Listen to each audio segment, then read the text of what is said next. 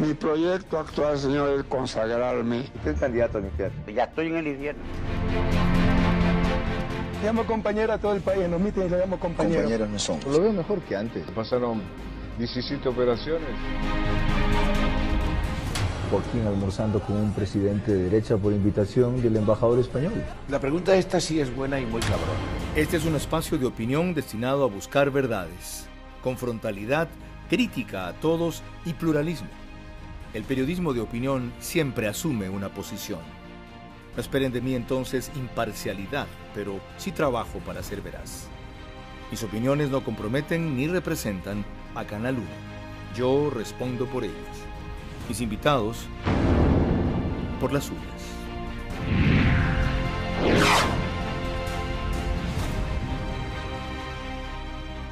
Bienvenidos televidentes de Canal 1 en señal abierta por todas las cableras del país a nivel planetario mediante Facebook Live de Noticiero 1 y en radio por la gran señal nacional 103.7 FM Radio Sonorama.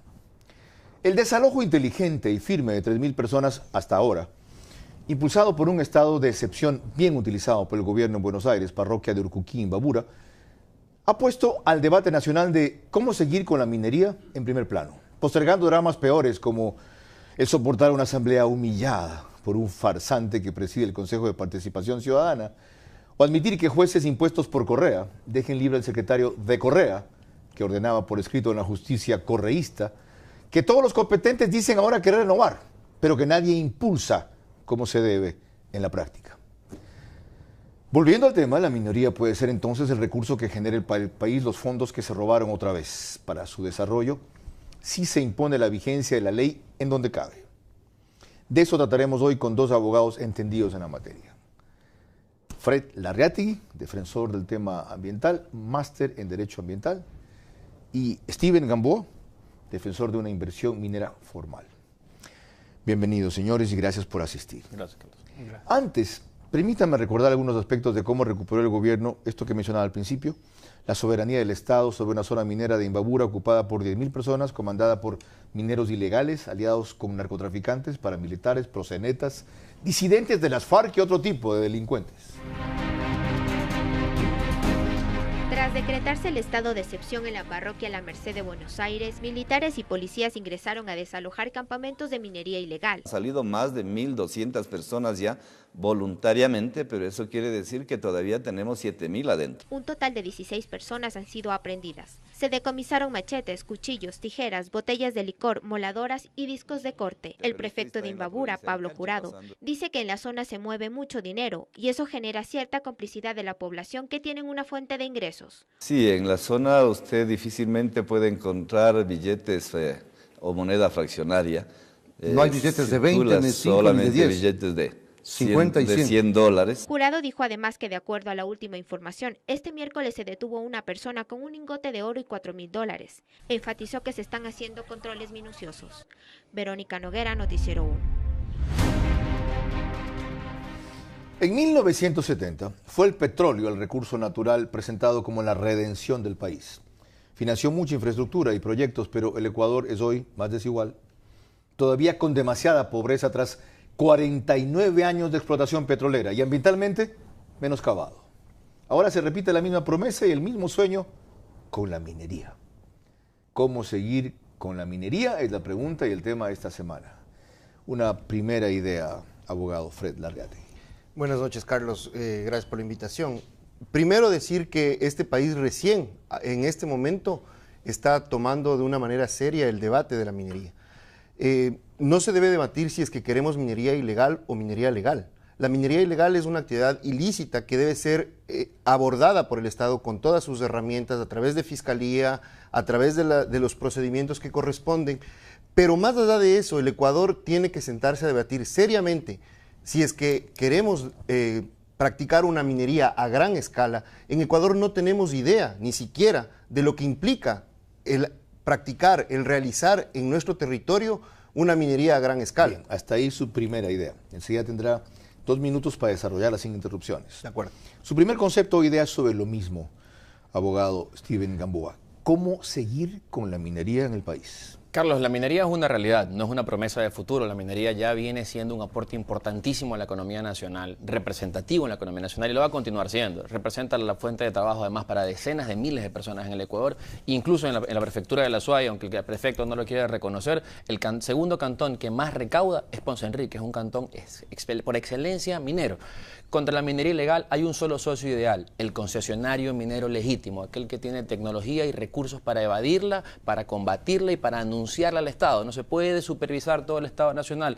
Los costos de fiscalía, de policías, de militares nos quebrarían si seguiríamos pensando que es un problema solo del Estado central. Bien. El socio ideal es el concesionario. Hasta ahí una primera idea también.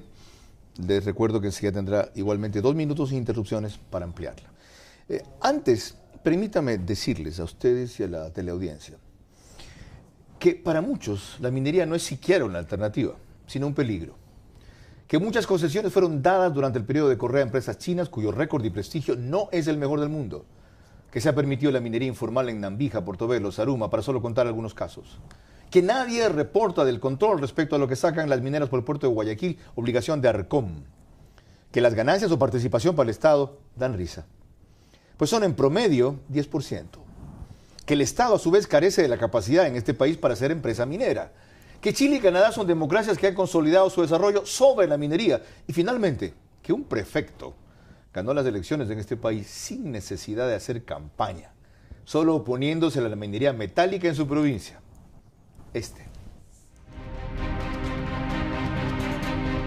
Yo tengo algunos posgrados en materia ambiental. En uno de ellos, mi maestra con doble PhD, cuando le pregunté, ¿hay posibilidades de que se pueda hacer minería metálica responsablemente y no afectar al agua? ¿Hay alguna técnica?, le pregunté. Y me dijo, sí.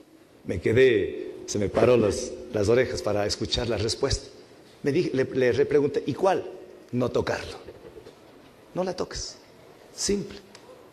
Porque ya que tú traes el ejemplo de Canadá, ¿por qué hay 10.000 minas abandonadas en el Canadá? ¿Por qué los pueblos indígenas que yo he estado allá están protestando en las calles? Bien, para complementar, dijo el secretario de la Presidencia recién, Juan Sebastián Roldán, que hoy la disyuntiva es minería legal o ilegal, en lugar de minería sí o minería no. ¿Qué dicen ustedes, abogado Fred Darriategui? Sus 2 minutos. En realidad, el tema de la minería pretende ser ahora vendido por las ganancias extraordinarias que supuestamente traería al país. Igual que, como se dijo en la introducción, la bonanza petrolera nos traería. Lo cierto es que mucho de ese dinero se ha ido en corrupción, como hemos visto en estos últimos 10 años, de manera increíble. Y las dimensiones, como decía en la primera parte, de la minería a gran escala, de la minería metálica, son devastadoras en el país. Nosotros vivimos en un lugar que tiene pendientes, que tiene fuentes de agua, que gran parte de bosques protectores están concesionados en el país. Por ejemplo, podemos ver este mapa. Esta es la parroquia de Peña-Herrera, en Imbabura, donde se puede ver claramente que gran parte de ese territorio está o en proceso de concesión o ya concesionado. Estos ecosistemas frágiles tienen capacidad, otras virtudes, capacidades de regenerar, capacidades de conservar agua, precisamente por este funcionamiento y estas virtudes que tiene la biodiversidad. Creo que es importante que el Ecuador debata si es que estamos dispuestos a tolerar los pasivos ambientales que generan. La actividad de minería metálica a gran escala genera pasivos muy grandes, que muchas veces su remediación tiene costos muy altos, altísimos, incluso que a veces sobrepasan los réditos que genera la minería. También se debe considerar que existe una seguridad jurídica. Se habla mucho de la seguridad jurídica para las empresas, para las inversiones, para los capitales que vienen, pero no se habla de la seguridad jurídica para las comunidades. Hay casos como, por ejemplo, la reciente acción de protección que se ganó en favor del bosque protector Los Cedros, del proyecto Magdalena. 10 segundos. Creo que se debe garantizar los derechos. En el Ecuador no existe una ley que regule y que desarrolle los conceptos de la consulta, motivo por el cual han sido cancelados, suspendidos gran cantidad de proyectos en el Ecuador. Hasta ahí sus 2 minutos. Los suyos, abogado Steven Gamboa. Carlos, gracias. Entiendo lo que nos dicen y es una cosa que debe ser meritoria para preocuparse. No solo hablemos de lo bueno que nos va a traer económicamente la minería, si la preocupación es que el dinero se lo roben, esa preocupación la vamos a tener en cualquier otro producto, en cualquier otra inversión. ¿Qué hace el Estado con la plata? Es una cosa, producirla es una diferente. Cuidar que el recurso se maneje de manera adecuada es importante, pero producirla es primero. Primero hay que tener recursos para luego poder pensar en cómo se los van a gastar. No hablemos de los 1.300 millones de inversión que están comprometidos para los próximos 4 años, no hablemos de los 750 millones de exportaciones de oro que alcanzamos en el 2015, no hablemos de los 20.000 puestos de empleos que se generan directamente en la minería en el Ecuador hoy, y no hablemos de los 0 daños ambientales que ha producido la minería metálica a gran escala, porque no existen todavía, aún no se podrían dimensionar. El Estado está trabajando en desarrollar esa actividad, en traerla y en promoverla. Aún no ha sacado 1 libra de cobre, ni 1 gramo de oro de gran escala metálica. Entonces, seguimos diciendo lo que creemos que puede pasar y nos alejamos de las realidades. Es una pena que discutamos más abogados de esto que los técnicos, porque esta discusión es realmente técnica. Pero nosotros hemos identificado 5 riesgos que tiene el sector y son 5 riesgos que no podemos perdernos. El primero es el activismo opositor, que ahora ya es proselitismo político, encabezado por un prefecto cuyo discurso es solamente antiminero y es el que vemos en televisión. Sí, todo solo discurso, cero tecnología, cero conocimiento, y que además promueve en el segundo riesgo consultas populares y que ahora quiere discutir a nivel de consulta popular si protegemos o no el agua. Esa discusión no existe porque la minería, al igual que todas las actividades productivas, requiere agua y la debe usar responsablemente. Está más regulada que los demás. Pero la consulta que debería preguntar el prefecto más probablemente debería ser si el pueblo de Cuenca, si el pueblo de la Suay está dispuesto a no beneficiarse de las regalías que le corresponden por ley, que hoy ascienden a más de 10 millones de dólares, en no utilizarlas en beneficio de las comunidades, en caminos vecinales, en puentes, en agua, y preferir utilizarla para hacer consultas populares para prohibirlas. La seguridad jurídica que se mencionó, el enemigo llamado minería ilegal y la preocupación del manejo ambiental, que siempre será relevante y que no va a dejar de ser importante en esta mesa y en el futuro del desarrollo minero. ¡Qué bien! Yo celebro de haber invitado 2 abogados jóvenes con posiciones claras y contrapuestas. Tras esta pausa, trataré de desbrozar el camino que cada uno intenta abrir, con mis inquietudes y sus respuestas. Al concluir ambas entrevistas individuales en 2 bloques separados, reconvenimos del panel con que hemos empezado. Les recuerdo que estamos tratando cómo seguir con la minería. Este es un encuentro veraz sobre un tema crucial en un momento político crítico del país a través de Radio Sonorama 103.7 FM, la gran señal nacional y la matriz universal, debo decir, por la tecnología moderna, Canal 1.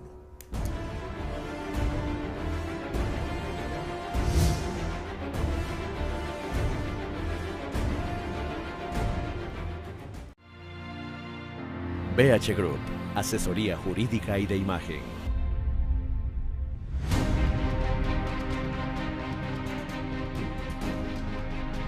Proseguimos en este encuentro veraz sobre cómo seguir con la minería en el país, que tiene como protagonistas a 2 jóvenes abogados con posiciones distintas. El uno es máster en Derecho Ambiental y el otro es representante o defensor de una inversión formal. ¿Podemos comenzar diciendo cuál es? Sí, bueno, representamos a varios grupos, particularmente empresas australianas que se encuentran radicadas dentro del Ecuador y que llegaron como parte del proceso de subasta de áreas que inició el Estado en el 2016 y 2017. ¿Por qué aceptó usted como profesional esa representación? Bueno, el Estado ecuatoriano te genera un universo de oportunidades y el sector extractivo va de la línea de lo que yo he venido trabajando durante muchos años. Entonces, para mí era una oportunidad importante pertenecer a un sector en el que vine trabajando ya algún tiempo, proyectado a la gran escala y el desarrollo de un sector industrial. ¿Dónde tienen concesión esas empresas? Imbabura, Carchi, Azuay, particularmente. ¿Para qué minerales? Oro y cobre. ¿Por qué vinieron si la seguridad jurídica en el Ecuador siempre ha sido cuestionada? Bueno, el Estado ecuatoriano no deja de tener seguridad jurídica como consecuencia de los efectos políticos. La seguridad jurídica es una de las muchas variables que se tienen que considerar. Habrá países donde existe un rango de seguridad jurídica más alto, pero no existan minerales. La razón número 1 para que las compañías vengan a un país es que existe una riqueza geológica. El Ecuador es un país afortunado, la tiene. En consecuencia, las compañías extranjeras y locales que vienen desarrollando el sector minero van a estar interesadas en estar aquí. Es correcto decir que van a ganar tanto que vale la pena el riesgo que se corre. en este país tercermundista y república bananera? Es parte de los riesgos que se tienen que correr. Sin embargo... Aquí más que en otras partes. Bueno, recordemos que una de las cosas que se desarrolla de manera también importante en el mundo es la minería en África, donde hay países que han salido de la pobreza desarrollados a través de sectores mineros y ciudades que han desarrollado a través aparte de Sudáfrica, no. Dígame uno, en África, que haya salido de la pobreza así. Bueno, tenemos no en oro y cobre, pero en mina de diamantes, tenemos un país que desarrolló el doble de su ingreso anual en los siguientes 5 años de haber encontrado la mina de ¿Y salió de la pobreza? A tener un crecimiento en la igualdad y en la equidad, no solamente la pobreza, porque también tenemos que analizar entonces qué país no es pobre y qué país no es rico. Sigamos en esa línea, sin pedirle que falte a su confidencialidad profesional. Gracias. ¿Cuánto estiman estos inversionistas que pueden tener como utilidades respecto a la inversión y el riesgo que van a correr? Para saber cuánta utilidad tiene un proyecto minero, tiene que cumplir sus fases de exploración. Lo que se recibe en el Ecuador... Pero tienen una proyección, un estudio de factibilidad. No, ninguno. ¿Cuántos millones de dólares? Dependiendo de la compañía y dependiendo de la cantidad de concesiones, varían entre 150, 200, 300 millones de dólares. ¿Durante qué periodo? 4 años. ¿De exploración? De exploración inicial y de exploración avanzada con los cambios. Pero esa exploración no la hacen porque se les ocurrió. Hacen porque tienen estudios de indicios de que ahí van a encontrar lo que creen. Lo que se presume que existe, viene como consecuencia de información histórica y de ubicación geográfica, porque las compañías no han tomado una roca todavía del sitio, mucho menos han hecho una perforación. Hay estudios. Hay conocimientos geológicos, hay exploración, hay antecedentes. Pero no exploración. No los presenta como que son 400 millones de benefactores australianos que vienen aquí a ver qué sacan. Y si les va mal, se van. Lo que sucede, Carlos, que al estar dentro del callejón interandino es inevitable que tengamos riquezas geológicas. Ok, sigamos con la verdad. ¿Ya? Una vez que encuentren lo que estiman puede ser rentable, liberado costos de la manera más sencilla, de su rentabilidad, ¿cuánto le queda al Estado? El Estado tiene que percibir no menos del 50% de lo que generen las empresas que vienen al Ecuador a hacer actividad minera. ¿Del 50% de qué? De los ingresos versus lo que la compañía percibe. De los ingresos. Versus lo que la compañía percibe. Es decir, que si esa inversión de 400 millones de aquí a 5 años comienza a reducir 100 millones por año, le van 50 millones de dólares al Estado. De la inversión no recibe el dinero el Estado, porque eso es inversión 100% a riesgo. De los lo ingresos, que recibe el Estado, claro. Pero mientras tanto el Estado está recibiendo patentes de conservación por tener el área minera, las más altas de la región, está recibiendo... Las más caras de la región. Sí, las más caras de la región, por cierto. Está recibiendo IVA pagado por esas compañías dentro del Ecuador, no renta porque aún no tiene rentabilidad. Empleo. Está generando empleo en zonas deprimidas. Está tirando abajo árboles. No necesariamente en la fase de exploración, pero está llevando empleo y tecnología a zonas reprimidas y generando segmentos comerciales y activación comercial en lugares donde el Estado no llega y no va a llegar. ¿Por qué le molesta el activismo opositor? Me preocupa el activismo opositor. ¿Por qué? Porque siempre está disfrazado de otro discurso. ¿Qué hay atrás de gente como Yacu Pérez? Política, afortunadamente ya lo transparentó. Y ustedes también es política. Lo que pasa es que hay que ver la buena política o la mala política, la democrática y la no. ¿Ustedes no hacen política? No, nosotros no hacemos política. El Estado ¿Y qué es hacer política invirtiendo en un país que da facilidades a la inversión privada? Eso es política. Eso es favorecer un Estado liberal. Eso es generar negocios.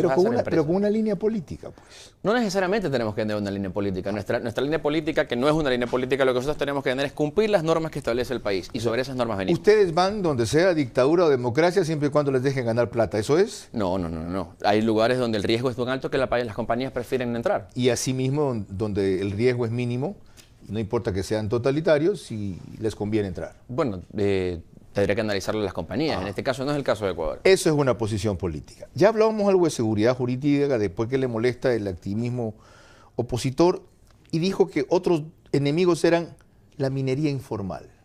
¿Cuál? La minería ilegal. Acá en Ecuador se discute entre... ¿No es lo mismo? No es lo mismo. ¿Cuál es la diferencia? Legalmente solamente hay mineros legales e ilegales. No hay otro punto intermedio. Sin embargo, donde la ley falta, la historia y la cultura nos cumple.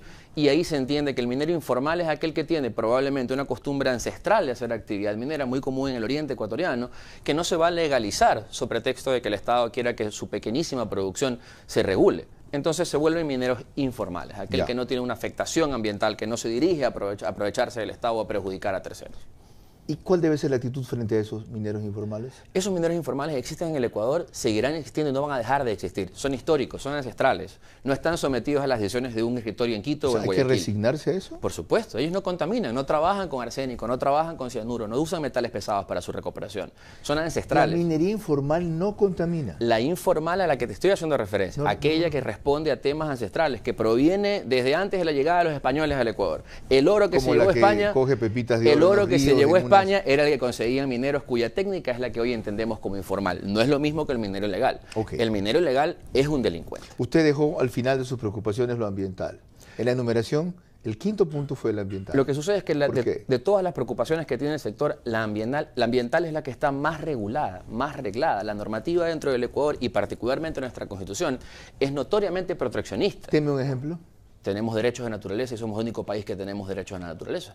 La naturaleza puede ser... ¿Y de qué sirve si mañana acaban con un bosque protector o con una zona protegida o de gran biodiversidad? Porque ahí se le dio la concesión y abajo está. Eso es súper importante de entender, Carlos, y es una mentira repetida, pero una mentira repetida 100 veces no lo vuelve verdad. Acá nos van a llenar de planos mostrándonos dónde están las concesiones. Las concesiones pueden ser hasta de 5.000 hectáreas, pero eso no quiere decir que se van a modificar las condiciones geológicas de las 5.000 hectáreas, porque no tendría sentido, ni sentido económico, ni sentido técnico. Ya, si no es que se modifique en la condición geológica de la concesión lo que preocupa a lo que usted llama activistas opositores políticos, sino temas como el agua. Escucha a Esperanza Martínez.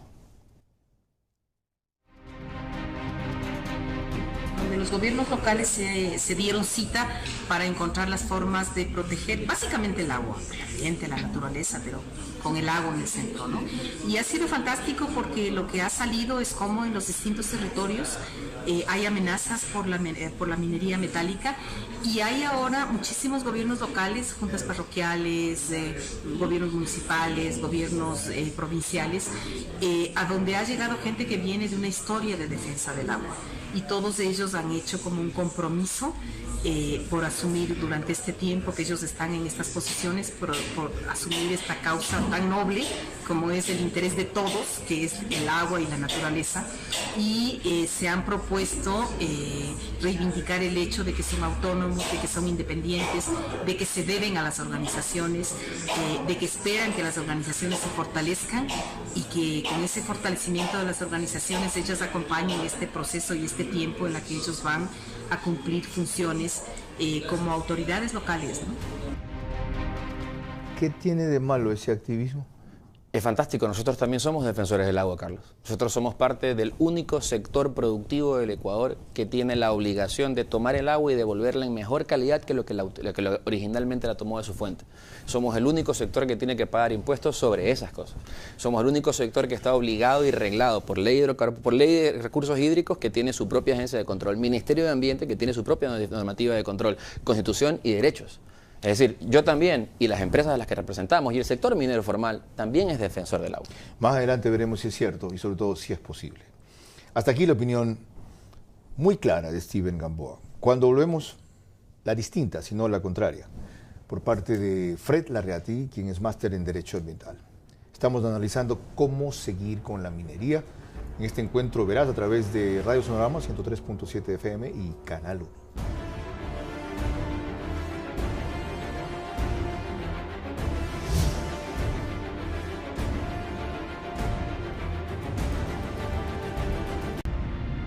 Verás es retransmitido simultáneamente por Sonorama FM, la gran señal nacional.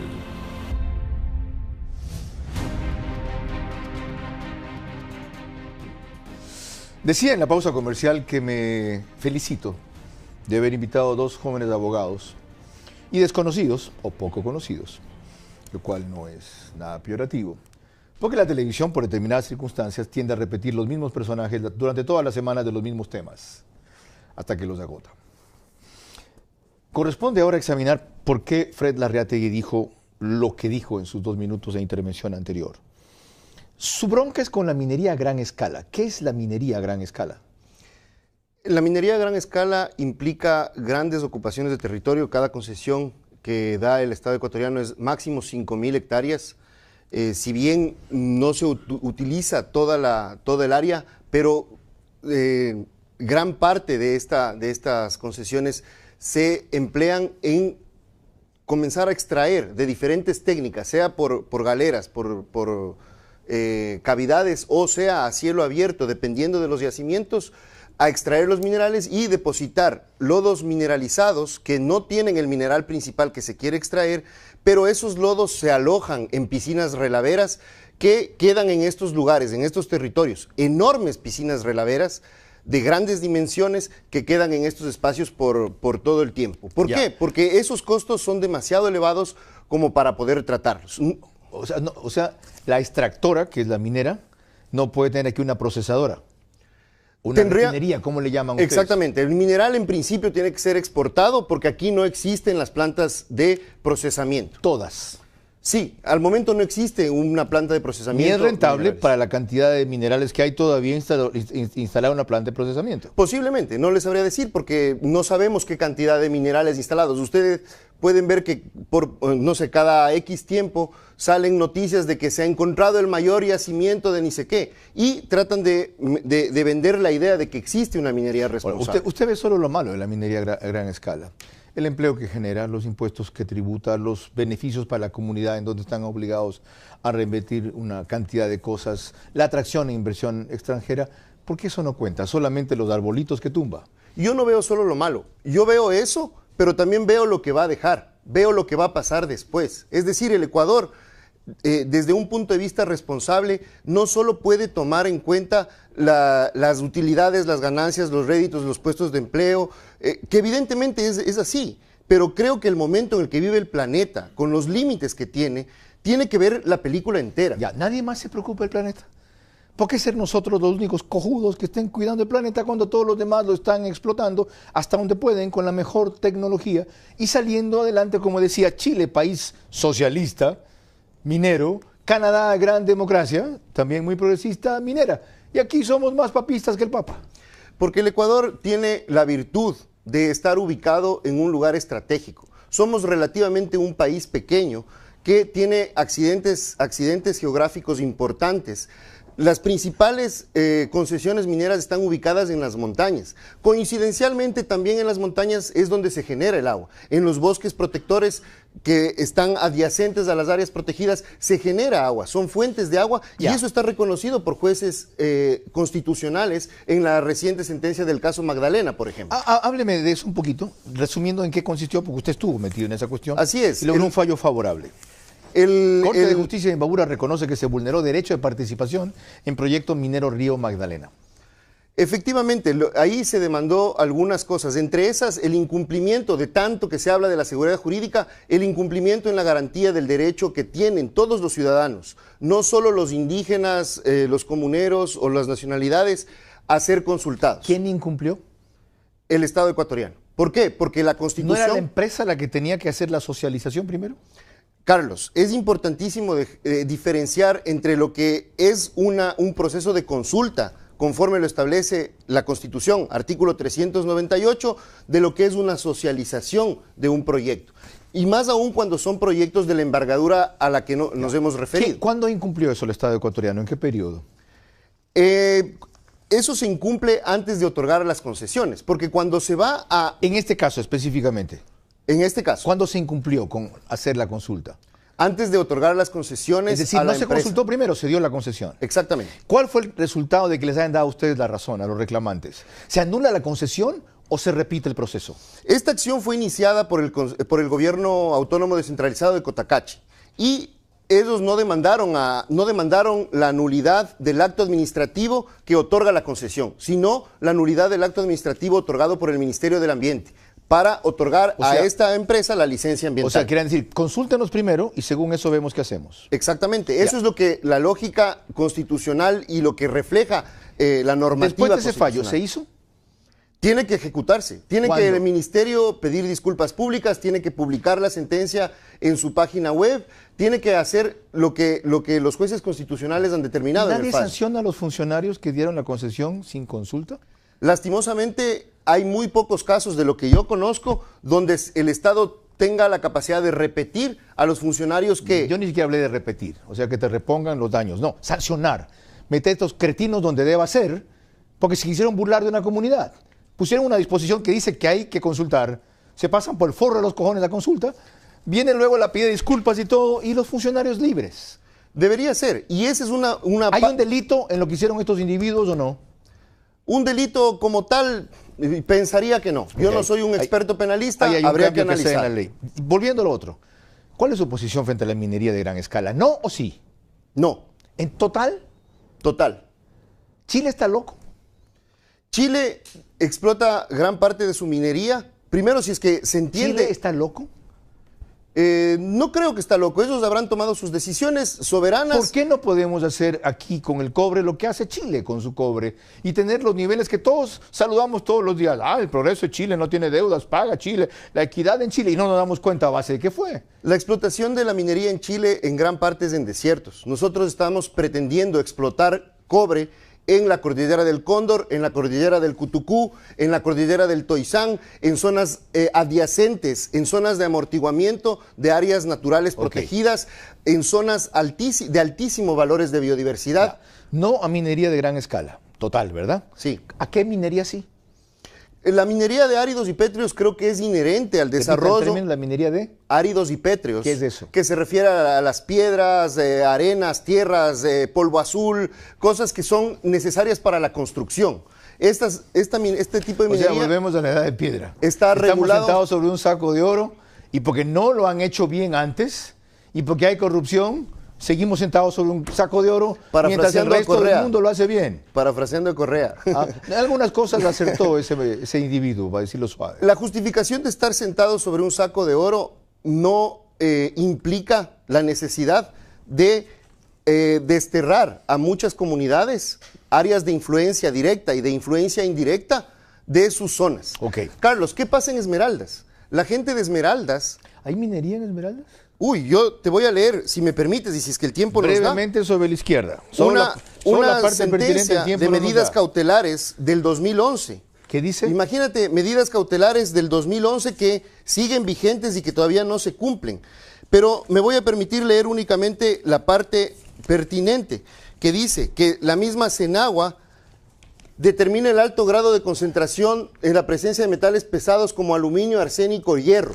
¿En dónde? ¿En algún río? ¿En agua? En las aguas, en la cuenca del Santiago, en la cuenca del río Cayapas. ¿Proveniente de dónde? Proveniente de minería legal e ilegal. ¿Por qué? ¿En Esmeraldas? En Esmeraldas porque, Carlos, el agua, así como es la principal fuente de vida, también es la principal o la más eficiente fuente de transportación de la contaminación. Pero no siempre filtra. Hay acuíferos que la llevan hasta los ríos y hay otros en que se queda simplemente en el fondo de la tierra. No siempre filtra. No siempre filtra, pero al momento en el que tú liberas estos metales que están en el subsuelo, cuando se oxidan, cuando entran en contacto con el aire, se transforman en sustancias contaminantes muy peligrosas. Eso se conoce como el fenómeno, si es que la gente puede entrar en el internet y ver drenaje ácido de roca o drenaje ácido de mina, va a entender cuáles son las implicaciones de lo que queremos hacer en el Ecuador, de lo que queremos hacer del Ecuador. Tengo clara su posición, aclárela con un dato más. Mire lo que dice Roberto Ospiazu, quien es vocero del Comité Empresarial Ecuatoriano respecto a las bondades y ventajas que tiene la minería y aquello en lo que nos podría convertir. Un cantón del Ecuador puedan tener suficiente potestad para efectos de que convocando una consulta popular respecto a si procede o no un determinado proyecto minero, realmente eso por extensión de los efectos jurídicos que tenga el resultado de la consulta de una manera u otra pueda determinar el impedimento que en otras partes del país prosperen nuevos proyectos mineros, sobre todo cuando por primera vez en la historia del Ecuador estamos a un pie de dar inicio de los primeros proyectos de minería de escala que nunca lo hemos tenido y que hoy por hoy verdaderamente Ecuador puede convertirse en una potencia minera. ¿Por qué negarnos a ser una potencia minera y no medir lo que se sacrifica versus lo que se gana? Minería limpia es imposible, no existe. No existe. Minería cero impacto no existe. ¿Te la pueden decir? No existe. La última tecnología dice inclusive que ya no se necesita usar agua en cierto tipo de explotación minera. Estamos frente a un dilema que es o un nivel de desarrollo X con un nivel de afectación mínima, ¿ya? O un menor nivel de desarrollo sin ninguna afectación. Yo creo que tenemos que ser lo suficientemente responsables en el momento del mundo en el que vivimos de medir los impactos, de prever cuáles van a ser los impactos que va a generar este supuesto ingreso extraordinario que tendría el Ecuador y esta supuesta nueva, se dice ahora en la prensa con este tema de que ha salido, recién ahorita estamos debatiendo el tema de la minería, Carlos, bueno, recién en este para momento. ver si es cierto o no, reconvenimos el panel enseguida, tras esta segunda pausa. En nuestro encuentro verás respecto a cómo seguir con la minería en el Ecuador, retransmitido simultáneamente por 103.7 FM a nivel nacional Radio Sonorama y como matriz Canal 1 a nivel universal.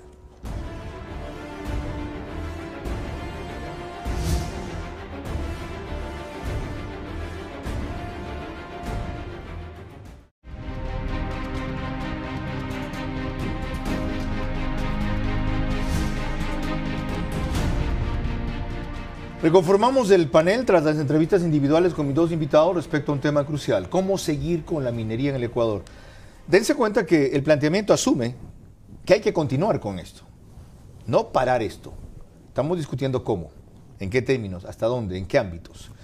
Y este ha sido un tema central en la semana. El Universo lo situó así el día jueves. 2.500 mineros salen de zona resguardada, no solamente mineros.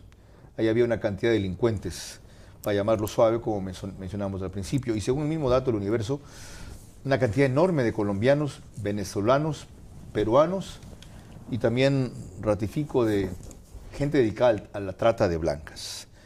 Esto da una idea de lo compleja que se volvió la minería cuando degeneró hacia lo informal o ilegal en el país, lo que se tardó en una intervención que por fin se hizo. Esto fue advertido por Monseñor Maggi en Imbabura hace 2 o 4 años, se la dejó crecer en el régimen anterior, en esta se disparó hasta que tomaron una actitud que celebro y que ojalá mantengan con prudencia y firmeza, porque el rebote la próxima semana va a ser, ok, le quitaron empleo a 8.000 personas, ¿dónde la van a emplear ahora? O sea, a cómplices de delincuentes el Estado tiene la obligación de emplear. Hay millones de ecuatorianos que pueden haber optado por una cosa ilegal también y no lo hicieron. Aquí cada cual tiene que empezar a asumir su responsabilidad. Dijo abogado Steven Gamboa, en otras palabras, pero con estos términos, Fred Larreategui, que los pasivos ambientales no valen la pena con relación a las prospectivas ventajas que tiene la minería. ¿Por qué piensa usted que no? Celebro, Carlos, la pregunta que además hiciste en ese momento. Si fuera así, y el pasivo ambiental sobre el cual se refiere es tan inmanejable que los países se perjudican de manera enorme, entonces efectivamente no estuviera Canadá, Australia, Chile y un sinnúmero de países, Inglaterra, dedicados a la actividad minera. Pero dijo también, cuando le dije eso, Fred Larreategui, la diferencia, que nosotros estamos en un sitio privilegiado del universo, que la mayoría de recursos mineros están en los Andes, en la cordillera, que en el caso del agua, eso fluye hacia los ríos. Y citó un ejemplo dramático de Esmeraldas, avalado por jueces. ¿Por qué no entendemos que eso que es aplicable a otras realidades, aquí es más dañino que beneficioso? Carlos, tomar un botón para hacer una muestra es justo, pero es impreciso. Lo que sucede en Esmeraldas es minería 100% ilegal, aluvial, que crece al margen de la ley, que se recupera a través de cianuro y normalmente a través de mercurio en las orillas de los ríos. Eso es un delito. Esa no es la muestra de la minería que nosotros proponemos, ni la muestra de la minería de gran escala. Aquí hay una diferencia muy importante. Ustedes convierten un caso en todo el caso. Ustedes convierten un drama en toda la tragedia. Cuando él está defendiendo una minería que ciertamente no hemos visto todavía, ¿ya? Responsable y tecnificada para llamarla de alguna manera. No cero impacto ambiental, no limpia. Yo no le he oído hasta ahora al abogado Gamboa que diga eso. ¿Por qué siguen ustedes oponiéndose?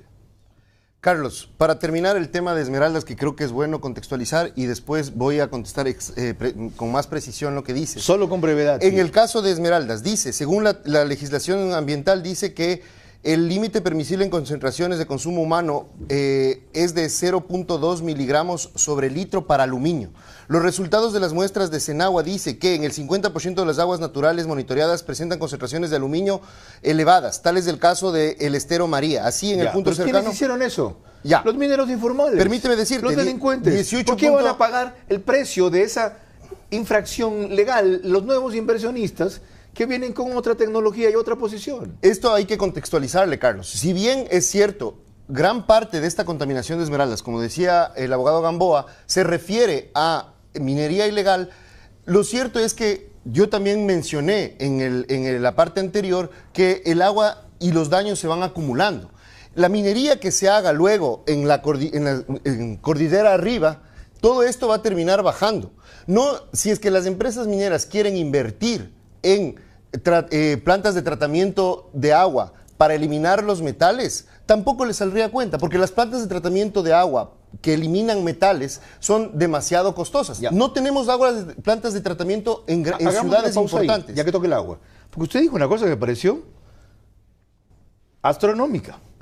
Dijo que van a devolver agua más limpia de la que reciben. No solo lo digo, la ley lo exige. Si no lo podemos hacer... La ley puede decir cualquier, casi si no una palabrota. Si no lo podemos la ley puede decir cualquier cosa en este país. Si no lo podemos hacer, Carlos, nos tienen que cerrar. Me interesa saber cómo la empresa que usted defiende y representa... Todas las empresas de la actividad minera en el Ecuador están tiene obligadas tecnología para hacer eso. Todas las empresas están obligadas a hacerlo y la tecnología existe. De hecho, se hace hoy. ¿Cómo funciona eso? De que recibes agua con tomas agua de captación de río, no limpia. Tomas agua de captación limpia de río.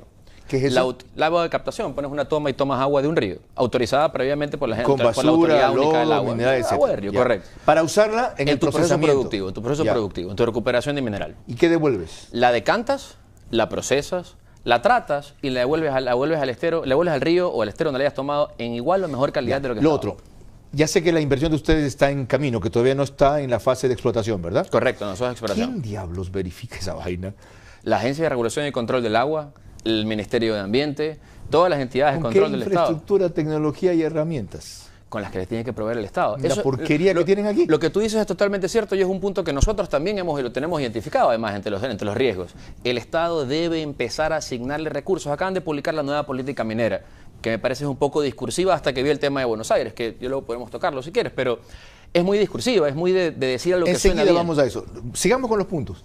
¿Quién debe regular que esto se haga? Que esta declaración bonita ya se ejecute, que es lo que ustedes deberían procurar. Él está demostrando que la ley exige y ellos pueden tecnológicamente devolver a la fuente y al estero o el río un agua más pura que la que recibieron. Eso no es cierto, Carlos. No es cierto que no es cierto. Que utilizan agua y que la devuelven más pura.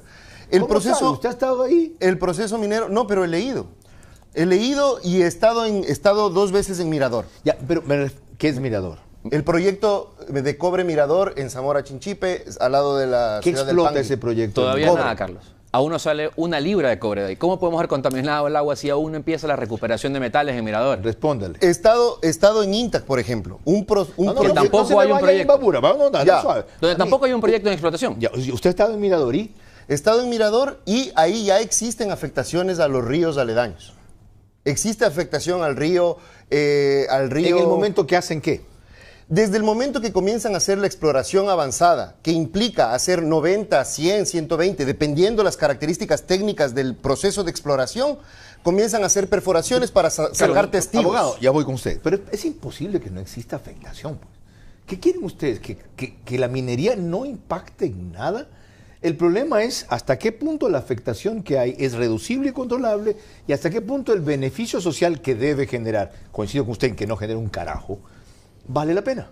Es que estamos debatiendo el tema que decía el abogado Gamboa de que devuelven el agua más limpia. Yo estoy diciendo que en proyectos como en Mirador ya se ha evidenciado agua contaminada. En campañas de exploración avanzada en la provincia de Imbabura, en el proyecto de Urimagua, un monitoreo comunitario, que te voy a pasar el documento, Carlos, tú puedes revisar, ya existen variaciones en exploración avanzada. No estamos hablando de explotación, que el tema es... Esto es súper importante, es súper fácil de justificar. Cuando nos hablan de afectaciones y no nos hablan de los valores, nos están mintiendo, Carlos. Lo que nos acaban de presentar en la sentencia Esmeraldas nos dice aluminio, cadmio, afectaciones, metales pesados. Eso daña la salud. ¿Por qué no tenemos lo mismo en Mirador? Si Mirador no ha sacado 1 libra de cobre, Carlos, el proyecto todavía no explota. Está diciendo que solamente con el proceso de adecuar el terreno y comenzar el movimiento de tierra ya hay afectación pero por supuesto, Carlos, pasa con las bananeras, pasa con las camaroneras, pasa con todas las actividades productivas. Sin duda vas a modificar la característica del río brevemente mientras estás construyendo. ¿Quién debe vigilar en el Estado que esto que ya han empezado a hacer sin comenzar a explotar no pase el nivel tolerable de la Agencia de afectación. Regulación y Control del Agua, el Ministerio de Ambiente y todas las entidades de control que establece el Estado. Volvemos a lo anterior. ¿Tienen ellos la infraestructura? Tienen la infraestructura y el Estado la debe mejorar. ¿Sabe lo que me dijeron cuando pregunté en el puerto de Guayaquil si la aduana chequea eso? Me dijo la señora Muñoz, María de los Ángeles, ¿sí? ¿Ya? Una funcionaria fenomenal. Nosotros no podemos hacer eso ni debemos hacer eso. Nosotros verificamos si la orden o el despacho que han aprobado corresponde a lo que está en el container o en el envase en que sacan esto, si es en verdad una cantidad de tierra y de roca y de lodo con los metales allí, sin que podamos ver si están, y punto. ¿Y sabe lo que dice Arcom? Ellos aleatoriamente, cada vez que puede o se les ocurre, van a chequear a ver si están sacando lo que dicen que están sacando. Ahí puede haber desde drogas, si les diera la gana, hasta uranio, si es uranio lo que verdaderamente están explotando en algunos sectores de Zamora y de Azuay. Y sin esas previsiones, ¿usted quiere que sigamos? Carlos, pero es que, de nuevo, esto es una cosa muy fácil de entender. ¿Cómo implementa el Estado todo un mecanismo de control, precapacita personas y una infraestructura si no tiene recursos de esa actividad? La actividad debe generar recursos para que el Estado los pueda asignar. Subcontrate una empresa que audite y fiscalice. Lo debe hacer. De hecho, las compañías, el primer interesado en saber cuánto se va no es probablemente el Estado ecuatoriano, es probablemente quien lo compra. Porque quien lo compra paga por lo que va. Ahí una primera conclusión. Sí, reconociendo de que Arcom y otras entidades no tienen la capacidad tecnológica, el nivel de honestidad y la eficiencia de personal, así como el Estado subcontrata a veces una fiscalizadora, debería subcontratar empresas especializadas internacionales en auditar este tipo de cosas. ¿Le parece una salida? Carlos, comencemos por quién hace los estudios de impacto ambiental. La ley actual dice que la empresa promotora del proyecto tiene que contratar o puede contratar de entre sus auditores calificados en el MAE a una entidad que haga el estudio de impacto ambiental. No puedo creer, ¿es juez y parte? Las empresas... ¿La empresa? Sí. O sea, la empresa misma escoge la que va a hacer el estudio que le dice si puede o no. Exactamente. ¿Y qué es lo que ha ocurrido, por ejemplo? ¿Quién audita el estudio? El Ministerio de Ambiente. El Ministerio del Ambiente. La autoridad de control tiene que hacer el levantamiento. Imagínese la cantidad de funcionarios. En un país arrasado de corrupción. Pero imagínese la cantidad de funcionarios que requería el Ministerio de Ambiente para hacer el estudio de impacto ambiental. Estamos pensando en minería, que es una actividad castigada en este momento. Pero todas las áreas de producción. Carlos, antes de eso, ¿por qué no hacer una cosa parecida a la que se hace en la obra pública de otro tipo? Que la empresa que hace el estudio del proyecto de factibilidad del puente o la carretera no sea la misma constructora. Y ya hay por lo menos una independencia entre uno y otro. Eso es para diseño y fiscalización, eso es otra cosa, Carlos. No tiene nada que ver con lo que estamos conversando. Ok. Te pongo un ejemplo de la problemática que presentan los estudios de impacto ambiental, Carlos, y no sé si es que tal vez Steve puede corroborar. En el proyecto de Urimagua, por ejemplo, que yo lo pude analizar cuando trabajé en un tema de ¿queda dónde? En Imbabura, en la parte aledaña de la reserva Cotacachi-Cayapas. Ok. Ahí Contraloría observó algunas cosas, pero la Defensoría del Pueblo también ha observado en una resolución que está en firme y que se debe cumplir, que el estudio de impacto ambiental se hizo en base a datos meteorológicos y esa es una gran debilidad que tiene el Ecuador. ¿En serio? Datos meteorológicos, espérate, de Otavalo y de otra estación meteorológica que se llama Ingacho o Ingapicho. ¿Exclusivamente en función de eso? En función de eso, levantan su línea base y hacen un estudio de impacto ambiental. En dos lugares, Carlos, donde no llueve ni cercanamente igual, la cantidad, los caudales, etcétera, no son iguales. Ya. La minería supuestamente responsable, que tanto dicen y se refieren en Canadá, en el primer mundo, dice que deberían contar con datos de al menos 10 años, de la variación de la lluvia, de los caudales, cuánto crece el río, cuánto baja el río. Eso, abogado Gamboa. Aquí es una toma. Carlos, nuevamente, la lógica no necesita de fuerza. Imagínate lo que nos están pidiendo. Primero, lo que se pide es que se cumpla la ley. No es un tema de opiniones. No son 10 tomas, 10 años, 20 años. Es lo que diga la ley. Y la ley establece que con una toma el ministerio puede iniciar el proceso. Ese es el primer... No puedo creer. Pero Carlos, escúchame. ¿Qué es con una toma? Pero Carlos, una muestra de agua. Eso es esa es una del sinnúmero de elementos que entran a consideración. No es la única, es una del sinnúmero. ¿Y usted mismo me repite eso y le parece que está bien? Pero Carlos, es correcto. ¿Usted qué es antes, ecuatoriano o abogado? Ecuatoriano ante todo, de hecho, nacionalista extremo. ¿Y si le importa este país? Pero permíteme explicarte. ¿Y no siente cargo de conciencia de ver que está asesorando una empresa minera Carlos, esto es en donde le dan este tipo de facilidades? Déjame explicarte. No, contésteme esto que acabo de preguntar. Pero de ninguna manera, Carlos, yo estoy completamente complacido. ¿Le parece responsable que con una toma sea suficiente? Pero es que eso inicia el proceso, Carlos. ¿Qué hacemos? ¿Esperamos 10 años para tomar la siguiente o 10 años tomamos la toma? El proceso recién empieza. La exploración inicial es recorrer el lugar, es tomar muestras a mano. Son 4 años de eso. Ahí vienen 4 años de tomas adicionales para la toma inicial. Tengo que hacer una pausa. Y de paso, esto no agota el debate, lo abre. Y celebro la forma en que ustedes lo están haciendo. En este programa no se va a acabar la discusión, va a comenzar. Y por primera vez con 2 puntos de vista jurídicos y técnicos casi completamente contrapuestos. Cuando vuelva, las conclusiones de ambos y lo que piensan del último que acaba de pasar en Buenos Aires.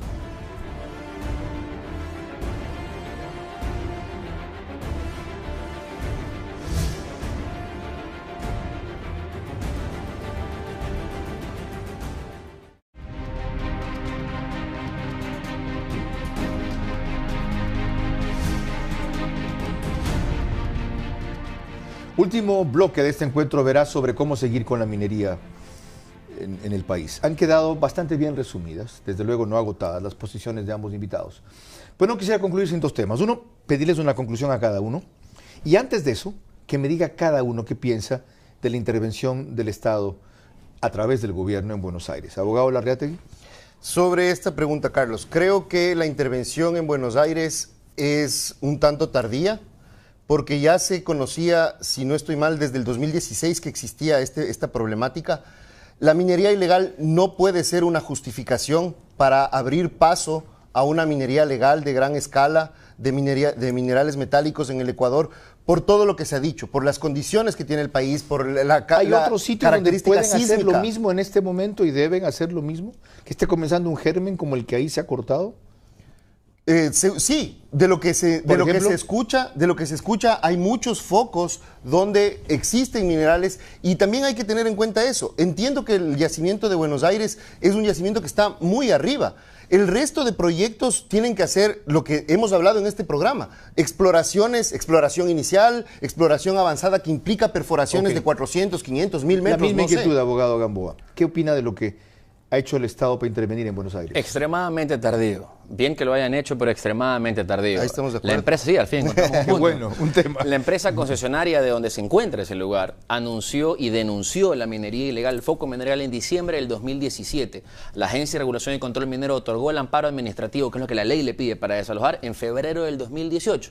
Y recién en julio del 2019 el Estado intervino. Lo que está fracasando es el Estado. Lo que está fracasando es el SECMI, que es una figura creada por un grupo de ministros que solo envían delegados. Lo que está faltando es el control, pero la obligación del concesionario, que es denunciar cuando el Estado no lo sabe, se hizo. Ahora sí, después de esta discusión, ¿cuál es su conclusión respecto a la pregunta con que comenzamos?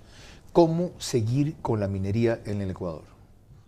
Debatiendo a profundidad cuáles son las implicaciones ambientales que tiene esta industria, que la gente que está en los diferentes territorios, en las diferentes zonas, poblados y áreas de influencia del Ecuador, conozcan realmente a qué se están ateniendo. Para eso existen métodos y caminos, procedimientos legales, constitucionales, que ni siquiera están desarrollados en la ley, Carlos. A mí me habría gustado que esté aquí alguien y que ojalá nos escuchen algún asambleísta que analice el tema de la consulta. La consulta, que tiene 4 facetas en la Constitución, no está desarrollada en la manera en la que determinan instrumentos internacionales. Entendí. Falta esa ley. Hay reserva de ley para tratar derechos y este derecho de participación tiene que ser tratado por ley, no por reglamentos, no por acuerdos ministeriales, no por resoluciones. Me comprometo a capítulo 2 de este debate de paso, con los mismos y un par que esta vez faltaron. Alguien del Estado, porque están muy ocupados apagando incendios, alguien de la Asamblea, porque no sabe un cuerno esta cuestión. Ya aprenderán. Especialmente las preguntas más afectadas, provincias más afectadas por esto, o interesadas en esto. Imbabura, Carchi, Zamora, Morona, ya voy. Su conclusión. Carlos, es importante debatir, pero lo más importante es informar. Debatir exige 2 posiciones contrapuestas. Quien no goza de información no puede estar en contra de algo. El engaño es la herramienta que se utiliza para impedir el desarrollo del sector minero en el Ecuador. El Ecuador ya votó sobre esto. En el 2008 hubo una consulta popular que promovió una constituyente y ya se dijo dónde sí y dónde no. No podemos discutir cada 10 años lo mismo porque se acaba la seguridad jurídica de este país. Hasta ahí las 2 posiciones que me celebro una vez más de haber confrontado con ustedes en este programa. Han escuchado la opinión de los abogados Steven Gamboa y Fred Larreategui. La mía es que la minería es una realidad y una necesidad en el Ecuador. Ambas cosas no se pueden negar, pero por ello tampoco aceptar que mientras sea legal debe tener garantías y nada más. No, porque esa legalidad, como ya se ha tratado aquí en parte, en muchos casos está viciada. Fue hecha para fortalecer a los inversionistas demasiado y controlarlos poco. Hay que renegociar las condiciones de entonces sin alejar la inversión, pero sin vender el Ecuador a China, como antes estuvo a las petroleras de Estados Unidos, Gulf y Mobil, a cuenta de que éramos pobres y no teníamos recursos para explotar nuestra riqueza. Los controles deben aumentarse y tecnificarse sin llegar al hostigamiento y sobre todo limpiar esos procesos de corruptos. Que el ARCOM solo revisa aleatoriamente lo que las mineras sacan desde el puerto de Guayaquil con laboratorios y herramientas obsoletas es inadmisible. También es inadmisible que se engañe a comunidades, que se finja consultarles, que se burle su opinión, que les den migajas a cambio de la alteración de su medio ambiente. No existe, a mi juicio, minería limpia. Puede existir minería responsable. Y en donde se pruebe, no se presuma, en donde se pruebe que afecta a las fuentes de agua, debe impedírsela. Punto. Es inevitable la degradación del planeta y su medio ambiente, es inevitable. Solo puede y debe ser desacelerada en unas zonas y evitada, sí, en otras. El Ecuador no apostó a su principal recurso y mayor riqueza, que son la naturaleza y el agua, para disparar el turismo como lo hizo Costa Rica. Ahora le toca no arruinarse con una minería responsable. Pero esta es solo mi opinión. Ustedes han escuchado dos más valiosas. Fórmense ahora la suya. Hasta que nos veamos en el siguiente programa, Dios mediante. Si ustedes no callan, y vencen el miedo.